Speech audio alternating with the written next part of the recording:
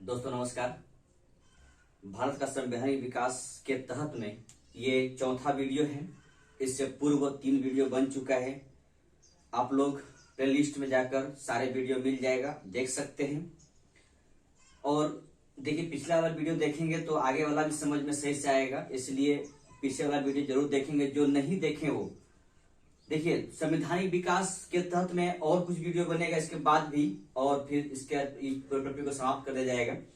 तो संवैधानिक विकास में हम ये जानने की कोशिश कर रहे हैं कि हमारे संविधान का निर्माण, हमारे संविधान के विकास किस आधार पे हुआ था, कैसे कैसे परिस्थिति गुजरना पड़ा था, इन सब के बारे में चर्चा किया गया। अभी तक जितना वीडियो बना उसमें बताया गया ईस्ट इंडिया कंपनी का आने के बाद, खासकर प्लासी का युद्ध, बक्सर के युद्ध के बाद, दोनों युद्ध के बाद क्या क्या परिस्थिति से गुजरा, और 1853 का चार्टर एक्ट के तहत क्या कुछ हुआ था। यहाँ तक यानी रेवन्यू एक्ट से लेकर 1873 का चार्टर एक्ट तक पिछला 3 वीडियो में आ चुका है। आप चाहे तो उसे देख सकते हैं।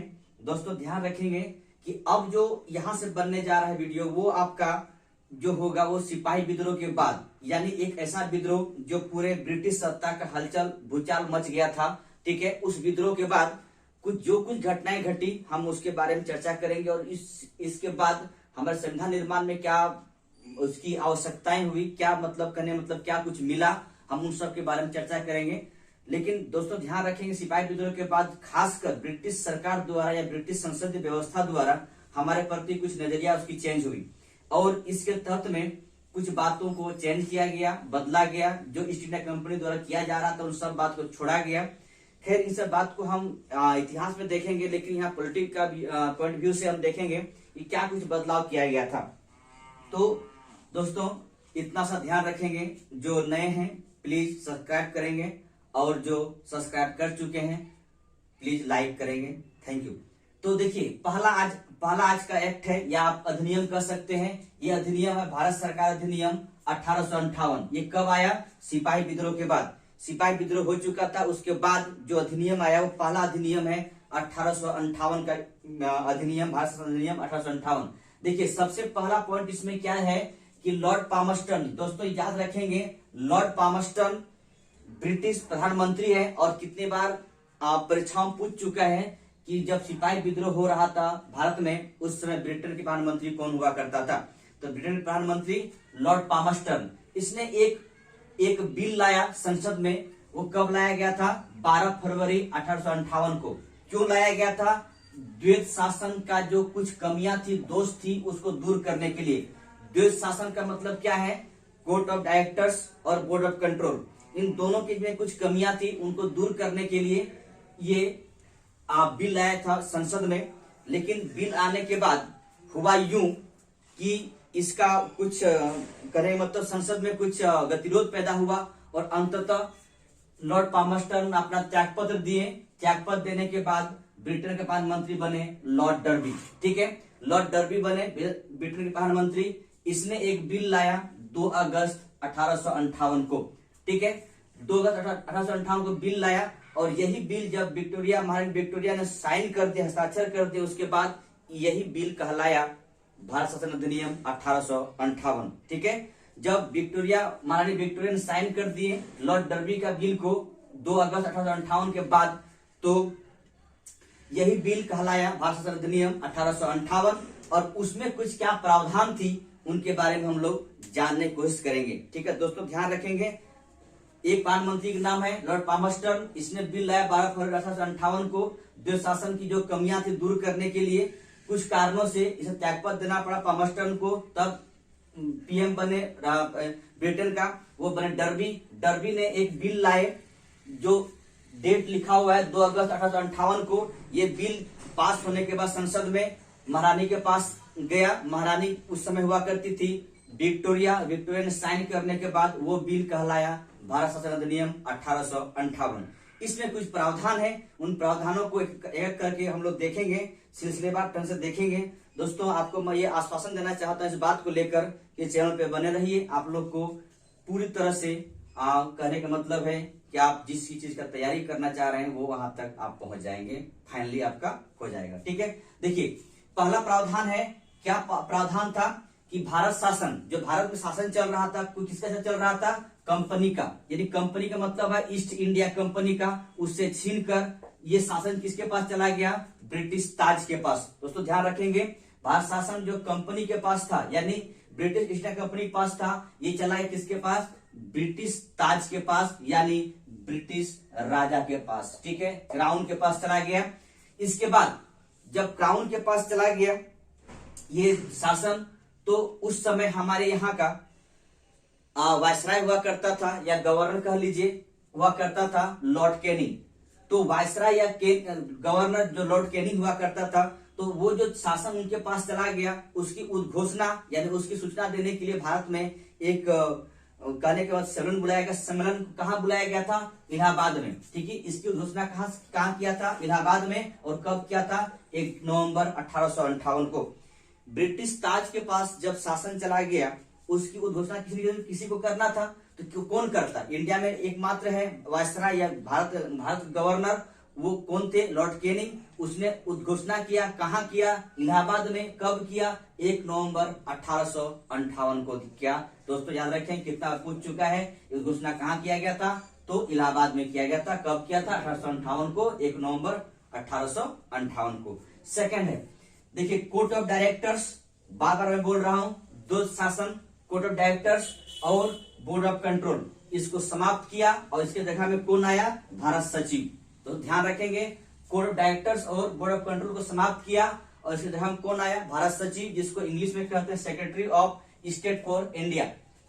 दोस्तों मैं बहुत पहले बोल चुका हूं आपको कि ये जो दो संस्थाएं थी, इससे हम द्वैध शासन भी कर सकते हैं। और मैं पहले ही बोल चुका हूं कि ये 1858 तक चलेगी। 1858 के तक आने के श्योर ही भारत सचिव का, इसको दोनों समाप्त कर भारत सचिव पद आया। और भारत सचिव जो पद है, इन दोनों को समाप्त करने के बाद आया था। और भारत सचिव कौन बन सकता है, ब्रिटिश संसद का सदस्य या फिर मंत्री परिषद सदस्य। दोस्तों ध्यान रखेंगे, या तो ब्रिटिश संसद सदस्य बन सकते हैं, या मंत्री परिषद सदस्य बन सकते हैं भारत सचिव। दोस्तों ये भी याद रखेंगे, इसकी सहायता करने के लिए 15 मेंबर और आवश्यकता थी। ठीक है, इसकी सहायता करने की, किस सहायता करने के, भारत सचिव सहायता करने के लिए 15 मेंबर की आवश्यकता थी। 15 मेंबर का नियुक्ति किया गया।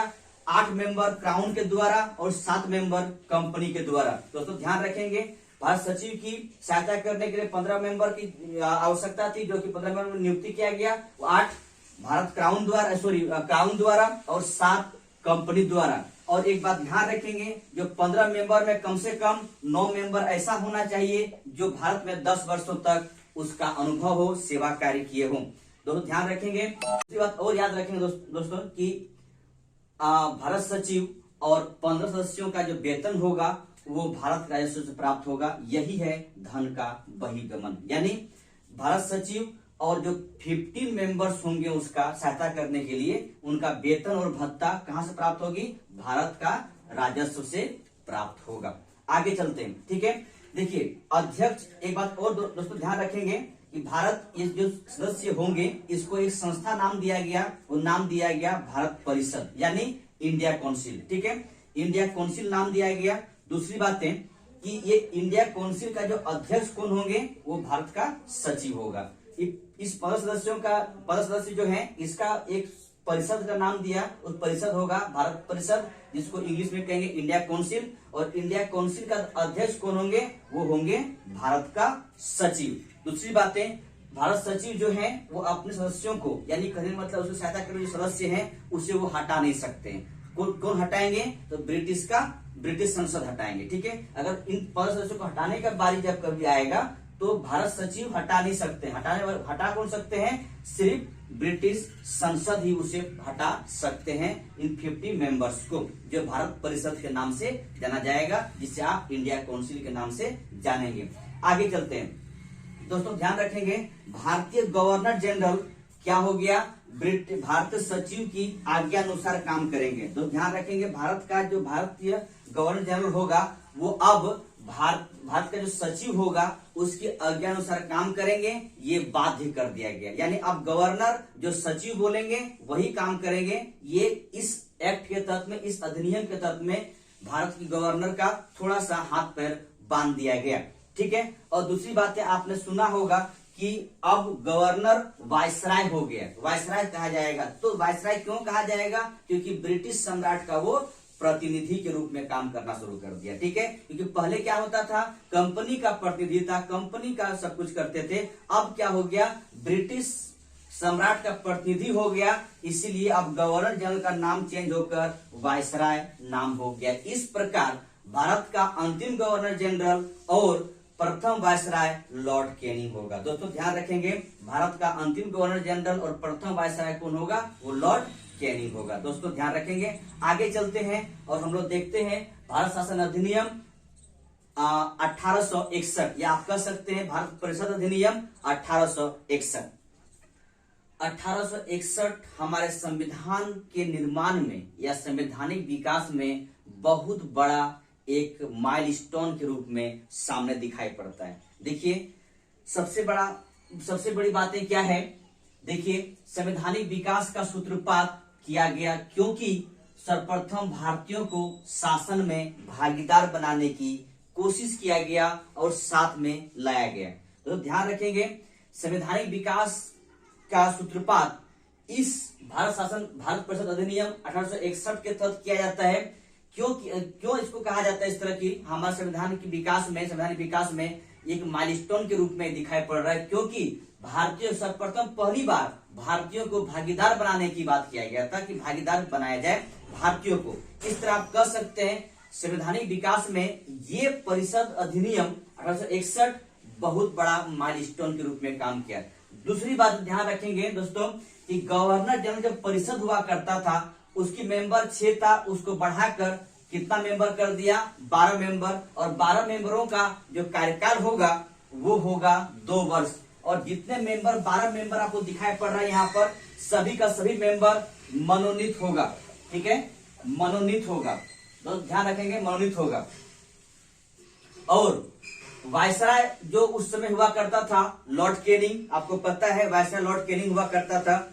लॉर्ड कैनिंग ने बहुत अच्छा काम किया था कि उसने हर एक विभागीय प्रणाली लेके आया। यानी कहने का मतलब है सबको अपना अपना विभाग बांट दिया गया, उसे मंत्रालय दिया गया, उसको कहा गया विभागीय प्रणाली। यानी यहाँ से मंत्रिमंडलीय व्यवस्था की शुरुआत होती है। विभागीय प्रणाली यानी पोर्टफोलियो सिस्टम, ये कब आया था? भारतीय परिषद अधिनियम 1861 में आया था। और ये लाने वाले कौन व्यक्ति हैं? Lord Canning. दोस्तों ध्यान रखेंगे, ये बहुत बार एग्जाम पूछ चुका है। क्या है? विभागीय प्रणाली। इसको इंग्लिश में कहता है पोर्टफोलियो सिस्टम, या आप कह सकते हैं यहीं से मेरा मंत्रिमंडल सिस्टम जो आज दिखाई पड़ रहा है, मंत्रिमंडल व्यवस्था, यहीं से स्टार्टिंग दिखाई पड़ रहा है। ठीक है, यानी इसी अधिनियम के साथ में आया था, 1861 के अधिनियम में आया था मंत्रिमंडलीय व्यवस्था। दोस्तों इस चीज को बहुत अच्छी तरह से ध्यान रखेंगे। ये शुरुआत करने वाले वायसराय हैं लॉर्ड कैनिंग, और जिसे आप इंग्लिश में पोर्टफोलियो सिस्टम कहते हैं। दोस्तों दूसरी बातें, सबसे इंपॉर्टेंट बातें हैं अध्यादेश लाना। ठीक है, ये कब आता है मैं आपको भली भांति समझाने की कोशिश किया हूँ राष्ट्रपति के वीडियो में। चाहे तो आप राष्ट्रपति वीडियो देख सकते हैं, प्लेलिस्ट में सब रखा हुआ है, आप जाकर आराम से देखिएगा।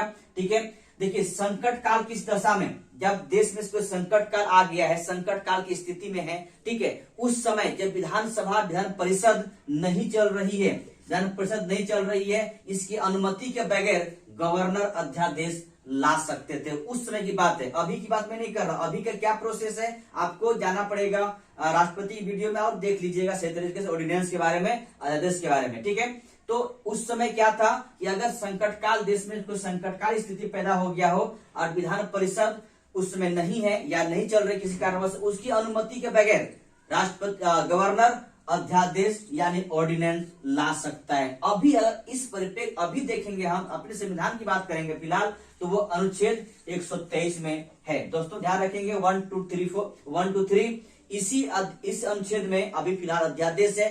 दोस्तों थोड़ा झलक आप सुन लीजिए अध्यादेश के बारे में। अगर देश में कोई संकट काल स्थिति पैदा हो जाए, लोकसभा राज्यसभा नहीं चल रही है, उसमें राष्ट्रपति के पास पावर है अध्यादेश लाने का। लेकिन दोस्तों ध्यान रखेंगे अध्यादेश जो लाया गया है वो अध्यादेश 6 महीने के अंदर में ही लोकसभा राज्यसभा में पास हो जाना चाहिए, नहीं तो अध्यादेश 6 महीने के बाद समाप्त हो जाएगी।